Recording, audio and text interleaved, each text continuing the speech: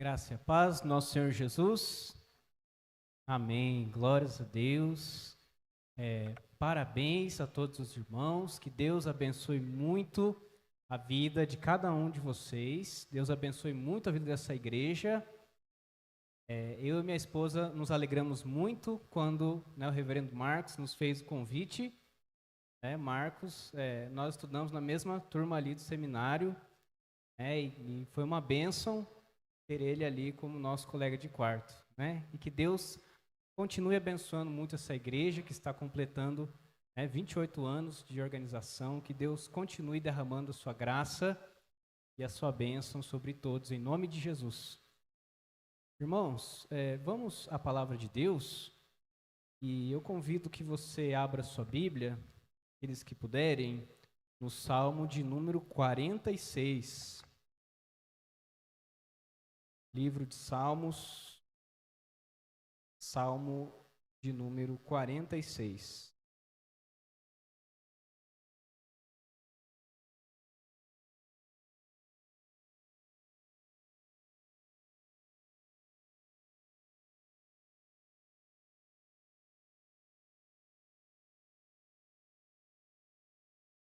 Amém? Todos encontraram?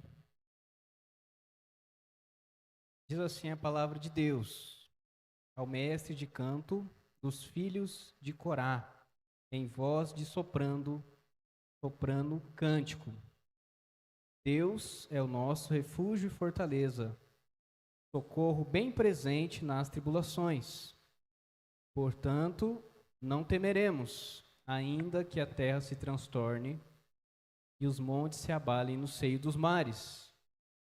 Ainda que as águas tumultuem e espumejem, e na sua fúria os montes se estremeçam. Há um rio cujas correntes alegram a cidade de Deus, o santuário das moradas do Altíssimo.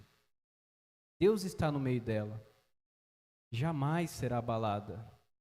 Deus a ajudará desde antemanhã. Bramam nações, reinos se abalam. Ele faz ouvir a sua voz, e a terra se dissolve. O Senhor dos exércitos está conosco. O Deus de Jacó é o nosso refúgio. Vinde, contemplai as obras do Senhor, que assolações efetuou na terra. Ele põe termo à guerra até os confins do mundo. Quebra o arco, despedaça a lança, queima os carros no fogo. Aquietai-vos e sabei que eu sou Deus. Sou exaltado entre as nações. Sou exaltado na terra. O Senhor dos exércitos está conosco. O Deus de Jacó é o nosso refúgio. Vamos ler todos juntos mais uma vez o versículo 11, o último versículo desse salmo. O Senhor dos exércitos está conosco. O Deus de Jacó é o nosso refúgio. Amém. Oremos, irmãos. Senhor nosso Deus, estamos diante da Tua presença, reunidos como Teu povo. Estamos, ó Deus, aqui louvando ao Senhor, orando ao Senhor, e pedimos que nesse momento o Senhor fale aos nossos corações, através da exposição da Tua palavra, Pai. Que não sejam aqui nesse momento as minhas ideias ou conceitos humanos, mas aquilo que o Senhor já revelou para nós através da Tua palavra. E assim nós pedimos a Tua consolação, o Teu conforto, o Teu direcionamento para essa igreja que está aqui nessa noite. É em nome de Jesus que assim nós oramos e agradecemos. Amém. Meus irmãos, esse é um momento muito precioso para a igreja. Louvar a Deus por tudo que Ele tem feito, como Ele tem cuidado dessa igreja, como Ele tem cuidado de cada vida, de cada família. É algo a ser realmente celebrado. Mas, juntamente com isso, nós não apenas olhamos para aquilo que Deus fez, não apenas olhamos para aquilo que já passou, mas também é necessário olhar para aquilo que está à frente, olhar para aquilo que vem no futuro. E a Bíblia traz para nós, a palavra de Deus nos traz orientações. O grande problema do futuro, irmãos, é que olhando da nossa visão, ele é imprevisível, né? Isso é lógico. Nós não podemos enxergar o futuro como nós enxergamos o presente ou o passado. E isso às vezes pode gerar no nosso coração determinada ansiedade, não é mesmo? Nós vivemos em uma geração, em uma época em que essas preocupações parece que crescem a cada dia. Então você olha, gasta 5, 10 minutos olhando no jornal, aí você já fica um pouco mais preocupado do que você estava antes, né? Porque nós vemos crises mundiais acontecendo, crises no nosso país, né? E de repente você tem uma guerra lá não sei da onde, e o preço do combustível sobe aqui, né? Você tem, nessa época que nós estamos vivendo, nosso país, nosso mundo, já não é um mundo tão, vamos dizer, entre aspas, né, tão estável quanto era há uns 20, 10 anos atrás. Tem conflitos surgindo, tem polarizações, tem dificuldades se acentuando, né? E isso pode levar o nosso coração a ficar preocupado, ansioso. Agora, o que as pessoas fazem quando elas ficam ansiosas? Elas procuram um ponto de apoio. Elas procuram um lugar para se agarrar. Não, nisso eu posso me basear. Isso aqui é chão. Isso aqui é terreno firme e não vai se abalar. E que lugar é esse que se busca, que as pessoas buscam proteção, buscam sentir-se seguras? Irmãos, o mundo vai dizer para nós, a sociedade, que nós devemos encontrar essa base em nós mesmos, certo? Nosso próprio coração, nossa própria força, então nós podemos enfrentar os problemas e as dificuldades que vierem.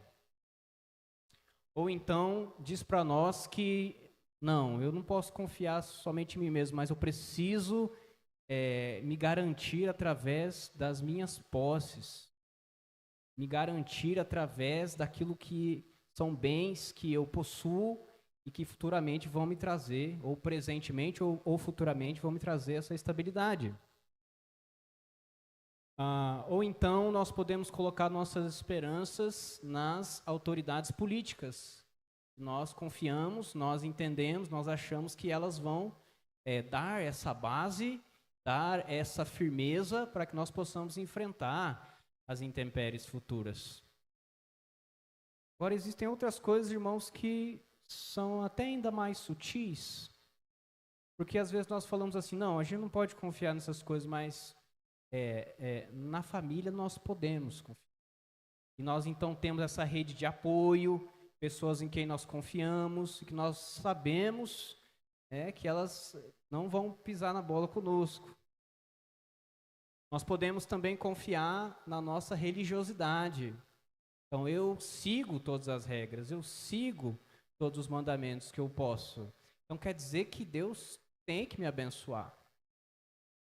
Mas nem sempre, irmãos, essas coisas elas não são um fator determinante para que nós estejamos em paz e em segurança. Não estou dizendo que elas são erradas, são coisas boas. São coisas que são bênçãos de Deus para nós.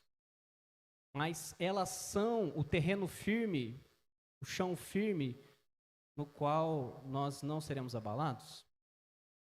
Hoje mesmo, quando eu estava na rodoviária, logo quando eu cheguei aqui, eu recebi uma mensagem de um irmãozinho lá do estado do Acre. Né? Ano passado eu estava pastoreando lá no Acre, e conheci uma família do seu Luiz, né? Muito gente boa, um homem crente, um homem dócil, amável, porém que passou muitas e ainda passa muitas adversidades. O seu Luiz, ele teve, se eu não me engano, 8 ou 9 vezes câncer no cérebro. Teve que passar por 8 cirurgias. Lá no Acre é um pouco mais difícil do que aqui. Então, não vai ter na cidade, muitas vezes não vai ter o médico que precisa nem na capital. Então, o que que eles fazem?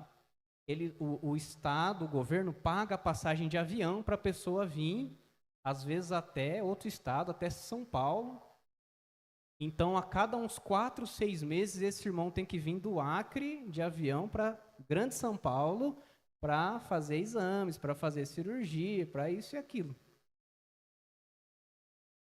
E, irmãos, se alguém já passou por dificuldade de saúde assim crônica, problema que não se resolve, sabe quanto que é difícil.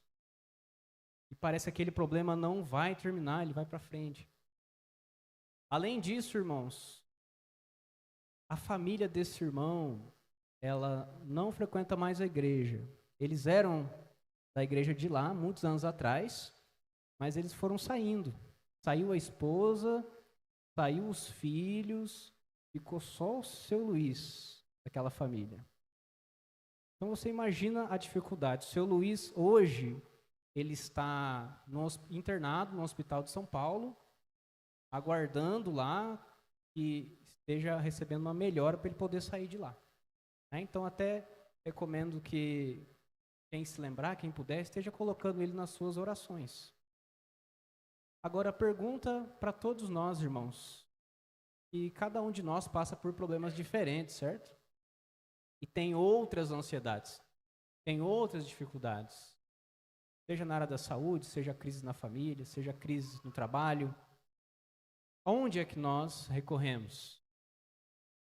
A quem nós confiamos para a nossa ajuda? Esse salmo já começa com a resposta. Deus é o nosso refúgio, fortaleza, socorro bem presente nas tribulações. Irmãos, esse é o nosso Deus. Ele é fortaleza. Ele é como os muros de um castelo. Né? Quando você olha nas épocas bíblicas, o que você tinha? Você tinha cidades, essas cidades eram fortemente muradas para que os inimigos não pudessem invadi-las. A palavra está dizendo aqui, Deus é como os muros dessa cidade, não permite que os inimigos entrem e a destruam. E ele fala assim, não temeremos, ainda que a terra se transtorne, ainda que as águas tumultuem e espumejem, na sua fúria os montes estremeçam. Está falando aqui de grandes eventos naturais, terremotos, tempestades, coisas assim terríveis. Isso simboliza, irmãos, as adversidades que nós vivemos. Especialmente nessa época aqui, simbolizava os inimigos, que vez por vez vinham e lutavam e procuravam derrubar, né, o povo de Deus. Mas eles tinham, irmãos, uma bênção ali, numa situação dessa. Irmãos, quando naquela época os exércitos inimigos vinham para cercar uma cidade, para destruir uma cidade, às vezes não era de uma vez, porque a cidade tem muros, certo? Só que os exércitos inimigos se acampavam ao redor e faziam um cerco. Então eles ficavam ali ao redor daquela cidade, acampados. Não era por um dia, não era por uma semana, não era por um mês. Era meses e às vezes anos eles ficavam ali ao redor daquela cidade. O que acontece é que os habitantes não podiam sair para buscar comida, para buscar água.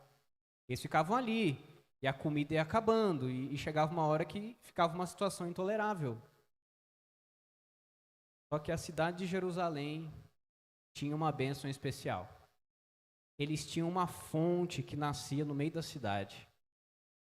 Eles tinham um olho d'água, né, como se diz.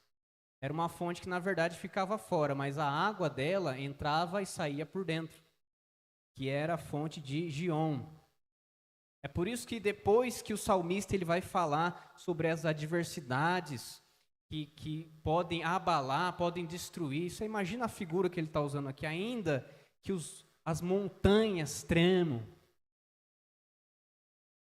Mesmo assim, versículo 4, há um rio cujas correntes alegram a cidade de Deus. Onde Deus mora, aí existe uma fonte que traz alegria, que traz vida, mesmo nas situações de guerra, mesmo nas situações difíceis, existe uma fonte de alegria e paz. É assim que Deus age com o seu povo, irmãos. Nós passamos por adversidades? Passamos. Nós somos servos do Senhor Jesus, servos verdadeiros do Senhor Jesus, amém? Isso não nos isenta de passar por tempestades e dificuldades no futuro. Deus nos abençoe e nos livre delas, certo? Mas a grande probabilidade, irmãos, é que no futuro haverá sim as suas dificuldades, haverá desafios. Eu vou ler aqui as palavras de João Calvino. Ele vai dizer aqui sobre o cristão. Será que ele tem que ter medo? Porque no versículo 2 diz, não temeremos, certo? Será que o cristão não pode ter nenhum tipo de medo, nenhum tipo de ansiedade? Mas veja bem o que João Calvino diz. Contudo, quando o poeta sacro diz, não temeremos, ele não deve ser interpretado como a dizer que a mente dos santos está isenta de toda e qualquer solicitude ou medo, como se a mesma fosse destituída de emoção. Pois a grande diferença entre insensibilidade e confiança procedente de fé. Ele apenas mostra que tudo quanto porventura lhes ocorra, jamais sucumbirão pelo peso do terror. Preste atenção nisso. Jamais sucumbirão pelo peso do terror, mas antes reunirão força suficiente e coragem para banir todo medo. Então Deus, irmãos, nunca nos prometeu que nós não passaríamos aflições, nós não nos sentiríamos com medo, com dificuldade, por causa das situações que nós haveremos de passar. Mas Ele promete para nós que nós não precisamos ficar paralisados quando coisas ruins acontecerem. Nós não precisamos temer o desamparo, porque Deus vai estar sempre conosco. Nós não precisamos temer a força das adversidades, a força dos nossos perseguidores. Sabe por quê, irmãos, que isso pode ser prejudicial para nós? Porque não raramente o temor excessivo, a preocupação excessiva, ela pode sim nos levar a pecar. Quando nós ficamos tão temerosos, tão destruídos com determinada situação, que nós falamos, não, deixa Deus pro lado e eu vou tentar resolver aqui do meu jeito. Sabe quem fez isso algumas vezes? Né? Abraão, o pai da fé. Né? Às vezes ele ia para uma cidade que ele não conhecia, e ele chegava e falava assim para Sara, Sara, vamos fazer o seguinte, aqui o povo não teme a Deus. Então, vamos falar que você é minha irmã. Tá? A gente é meio irmão, né? Vai ser só uma mentirinha, então não vai dar problema. E eles não vão me matar. Né? Então você observa que naquele momento o coração de Abraão ficou tão temeroso de ser perseguido que optou pela mentira. Né? E desse modo ele não confiou em Deus. E o que aconteceu foi justamente o contrário do que ele queria, né? Quando ele chegou no Egito, o faraó pegou a esposa dele, já que era irmã, não é mesmo? Aí, muitos anos depois, na região de Canaã, na Filístia, Abimeleque fez a mesma coisa. É só sua irmã, né? Então posso pegar para mim. Ou seja, não deu certo esse subterfúgio, né, que Abraão usou. Então, irmãos, o temor, ele pode ser sim perigoso, em excesso. Porque ele pode nos levar à murmuração ou à idolatria. né? Pode nos levar a se afastar de Deus. Pode nos levar a pensar assim, não, deixa para lá esse negócio de Deus, deixa para lá esse negócio de igreja, tá muito difícil, não tem jeito mais, né? Pode nos levar a colocar outras coisas como o nosso refúgio e fortaleza. Irmãos, se nós temos dentro de nós essa fonte da presença de Deus, nós reconhecemos que Deus é o nosso refúgio e fortaleza, nós não precisamos ficar totalmente aterrorizados e paralisados pelo medo. Graças a Deus por isso. Deus é o nosso refúgio e fortaleza. Então, o povo de Deus não precisa temer dessa maneira. Por outro lado, irmãos, se Deus é o nosso refúgio e fortaleza, como diz aqui no versículo 8, vinde e contemplai as obras do Senhor. Irmãos, para nós enchermos o nosso coração de esperança a respeito desse Deus que é nosso refúgio e fortaleza, nós precisamos contemplá-lo. Para nós sabermos o tamanho desse Deus, o tamanho do poder desse Deus, da força do Deus que nós servimos, o tamanho do refúgio e fortaleza que Ele é, nós precisamos contemplar as suas obras. Nós precisamos contemplar a Deus na sua revelação. Nós precisamos ler a palavra de Deus, nós precisamos estudar a palavra de Deus, ouvir o ensino da palavra de Deus, para nós conhecermos o tamanho do Deus que nós servimos. Porque Deus é quem estabelece a paz. Deus é quem resolve os maiores problemas, né? O nosso Deus é o Deus que abriu o Mar Vermelho quando não tinha nenhuma saída. Nosso Deus é o Deus que, para libertar o povo de Israel dos egípcios, mandou nuvens de gafanhotos, mandou tempestades de granizo, mandou muitas outras coisas para que pudesse salvar o seu povo. Nosso Deus é o Deus que fez a terra tremer e derrubou os muros de Jericó. E tantas outras maravilhas que nós encontramos na palavra de Deus. Esse é o Deus que nós servimos. Esse é o Deus que está presente aqui nessa noite. Esse é o Deus que vai estar com você na segunda-feira de manhã. Consegue perceber a presença do Deus de Israel junto ao seu lado? Portanto, irmãos, haverá guerras, haverá terremotos, haverá enchentes, haverá tempestades, as ondas se levantarão. Os inimigos de Deus se levantarão contra nós, como se fosse um mar bravio, mas nós estamos em rocha firme, porque nós sabemos em quem nós confiamos. Agora, como é que nós podemos ter essa certeza, irmãos? Como é que nós podemos, com a graça de Deus, adquirir esta certeza? Contemplando a Deus, meditando na palavra de Deus, orando, buscando a Deus, vindo nas atividades da igreja, assim nós vamos aprender mais sobre a palavra de Deus, sobre quem Deus é.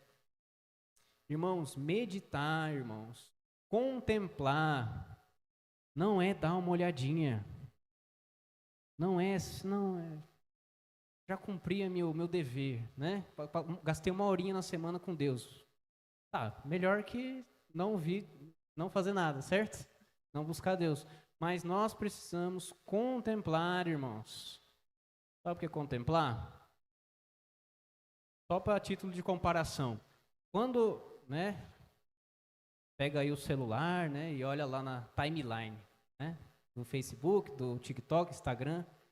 Irmãos, 10 minutos. É rapidinho, né? Quando você viu, já passou 20. Mas marca no seu relógio 10 minutos orando. Marca no cronômetro lá. Parece que o tempo não passa. Não é assim? Outra comparação, irmãos. Olha como é que são nossos investimentos. R$10, irmãos. Não dá nem para comprar um lanche. Não dá nem para comprar um Kinder Ovo mais. Né? É pouco, né? Mas às vezes é muito, quando nós precisamos dar uma oferta missionária. Quando nós precisamos ajudar alguém que está passando necessidade. quando nós precisamos comprar uma revistinha de escola dominical para nós, devocionalzinho. 10 problemas, irmãos. Vamos fazer uma comparação aqui. 10 problemas no seu trabalho. Se você tiver 10 problemas no seu trabalho durante a semana, ninguém gosta de problema, certo? Ninguém gosta de não ter problema. Mas se você tiver 10 problemas no seu trabalho, você não vai sair do seu trabalho porque você teve 10 problemas na semana. Mas quando você está no ministério da igreja, quando deu o terceiro problema, você já fala, não quero mais esse negócio. Compensa não. Compensa não. Veja como são os nossos investimentos. Nós precisamos contemplar, irmãos. Contemplar é gastar tempo. Qualquer relacionamento que você vai investir, você precisa gastar tempo. Com Deus não é diferente. Nós precisamos gastar tempo com Deus, gastar tempo aprendendo de Deus, gastar tempo servindo a Deus. Nós vamos conhecê-lo melhor. Às vezes nós perguntamos assim, dado tudo que eu tenho para fazer nessa semana, quanto tempo sobra para Deus? Essa não é a pergunta certa, irmãos. A pergunta certa é, quanto tempo eu posso investir com Deus, no relacionamento com Deus? Qual é o máximo que eu posso para conhecer esse Deus que eu sirvo? É assim, irmãos, que pela graça de Deus nós vamos formando essa confiança para que no momento da tribulação nós estejamos firmados na rocha, nós estejamos preparados para enfrentar as adversidades que teremos que enfrentar. Sabe qual que é o resultado disso? Que não apenas Deus, Ele tira de nós essa necessidade de temer tanto assim, não apenas nós contemplamos, mas então nós nos aquietamos. O povo de Deus se aquieta e reconhece. Você observa aí o versículo 10. Aquietai-vos e sabei que eu sou Deus. Sou exaltado entre as nações, sou exaltado na terra. O Senhor dos exércitos está conosco. O Deus de Jacó é o nosso refúgio. Veja que ele repete esse refrão do versículo 11, ele repete também no primeiro versículo e no versículo 7. O Senhor dos exércitos está conosco. O Deus de Jacó é o nosso refúgio. Irmãos, isso lembra aquele dia em que os discípulos estavam junto com Jesus no barco, no Mar da Galileia, né? E então estava tudo tranquilo, né? Estavam fazendo a travessia, né? Parecia que o futuro não ia apresentar nenhuma novidade, mas de repente os céus começam a se fechar. De repente as nuvens começam a engrossar. De repente se forma vento e esse vento se transforma em tempestade. E de repente já anoiteceu e a tempestade está vindo sobre o barco deles. E de repente a tempestade está entrando no barco deles. E a água começa a encher o convés do barco. E eles falam, cadê Jesus? Né? Aí Jesus está na parte de baixo do barco. Vai lá falar com ele. Jesus, você não percebe que a gente está morrendo aqui? Às vezes isso acontece, meus irmãos. Aí Jesus levanta, vai lá e fala, fica quieto. Aí o mar fica quieto, o céu fica quieto, as nuvens ficam quietas. Menos os discípulos, que eles continuam falando. Só que eles dizem assim, quem é esse? E até o vento e o mar obedecem a ele. A resposta está aqui no versículo 10. Aquietai-vos e sabei que eu sou Deus. Aquele que estava no barco era o Criador do céu e da terra. E os discípulos não perceberam. Não raramente isso acontece conosco, irmãos. Aquele que fez o céu e a terra está dentro de nós. E às vezes nós não percebemos. Nós estamos desesperados. Nós estamos tomando vias que Deus disse para a gente não ir. A gente está indo porque a gente está morrendo de medo. E não lembra que o Criador do céu e da terra está conosco. Aquietai-vos e sabei que eu sou Deus. Irmãos, existe sim o momento de você orar, de você chorar, de você colocar diante de Deus as suas aflições, de você dizer para Deus, Deus, isso, eu não consigo lidar com isso, esse problema surgiu, me ajuda em tal coisa. Existe esse espaço, nós temos essa liberdade, mas também existe aquele momento em que nós vamos aquietar as nossas almas, em que nós não vamos deixar os nossos pensamentos crescerem e nos engolirem, nos afastarem da presença de Deus, nos afastarem do Deus Todo-Poderoso.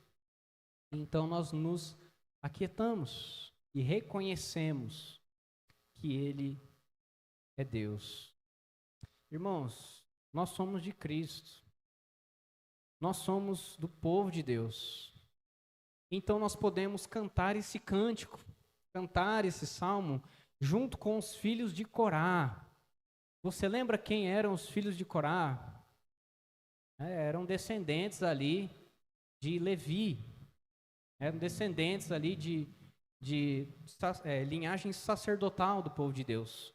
Só que os filhos de Corá, em determinado momento, eles deixaram o coração deles ficar ansiosos a ponto de se rebelarem contra Deus. Você lê no livro de Números, eles estavam no deserto e de repente os filhos de Corá ficam nervosos e aí tem um problema e eles falam para Moisés assim, Moisés, a gente não concorda que você seja líder e a gente quer assumir esse negócio aqui porque não está indo para frente, é melhor a gente voltar para o Egito porque não dá mais, não sei o que, não sei o que, não sei o que. Rebelaram contra Deus, né? Tentaram usurpar o poder, né, instituído por Deus ali, de Moisés e de Arão. Eles falavam assim, não, todo mundo aqui é santo, por que só você entra lá? Por que só você vai ver a presença de Deus e não nós? Você vê isso fruto de uma ansiedade não controlada, que eles não confiavam em Deus. E o que aconteceu, irmãos? A terra tremeu, os montes se estremeceram, né? A terra se abriu e engoliu eles. Deus permitiu que viesse um juízo sobre eles e eles foram engolidos pela terra.